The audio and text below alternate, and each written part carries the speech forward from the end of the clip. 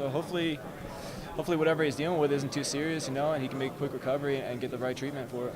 When you hear something like that, is that kind of like almost like a realization again of just like how fucking messed up this sport can be? Like, does that worry you, I guess, a little bit? It's a guy like this, 26 years old. 100%, dude. I was just talking about this with the last guy I was doing an interview with. Yeah, like, I want to have a good life after I'm done here. I don't want to be dealing with a whole bunch of issues. So yeah, of course, it's a thing that stays in our mind, but it's just it's a reminder that we got to work hard and that we got to be smart about our fights, smart about everything in our fights, and our preparation as well.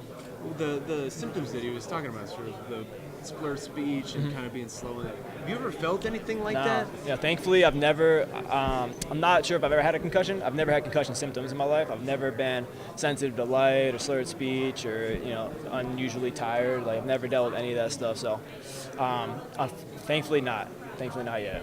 Do you know anybody in the gym that? Oh yeah. I've had a buddy get spin back kick, took a heel right to the eye. Couldn't come out of his room. Had to sit in a pitch black room for days on end because the light was killing him.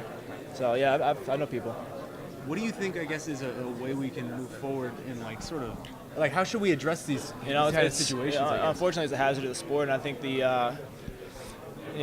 as long as people know what the consequences are and have the proper aftercare, I think the aftercare is a big part of it. Everything I've read about, everything I've listened to, heard, it's all. What do we do once the concussion happens?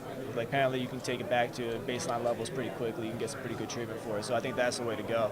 I mean, it's occupational hazard, concussions, brain damage, trauma, whatever you want to call it. It's part of the job. Well, then my final question, I'm just curious. DC Stipe is just a ridiculous fight. Yeah. It's a real super fight. Do you consider it a super fight, and where do you lean in there? Because I have no idea. I mean, yeah, super fight by the standard definition, two champs fighting each other. I got to go towards DC, man.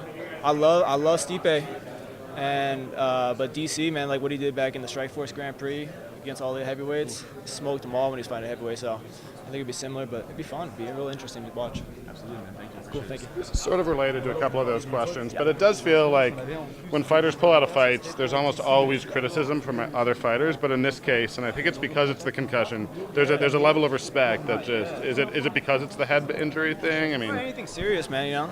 Yeah, I mean, but I think the head takes precedence over everything else. Like, I've known dudes who, Tim Kennedy before one of his fights tore his hamstring off the bone in the locker room, but still went out and fought, won by knockout in the first round. So yeah, I think when it's body, a lot of times, you tough it out. You fucking suck it up. You go out there, you do your job.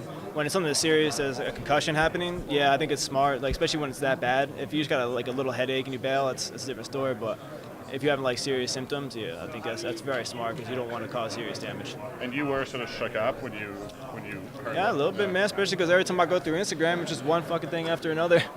I had to get off Instagram for a little bit, man. Because just one article after another. It kind of sucked. Yeah. When Stephen Thompson lost to Darren Till a few weeks ago, he said he wanted to ban the front kick to the knee. Where do you fall on that? Nah, I think it's good to go. What do you think about soccer kicks and foot stomps? Izzy Adesanya said he's very heavily in favor of that. Let's take foot stomps out right now because my opponent will be doing that on Saturday night. So if we can ban that right now, that'd be great. Thanks. Lando.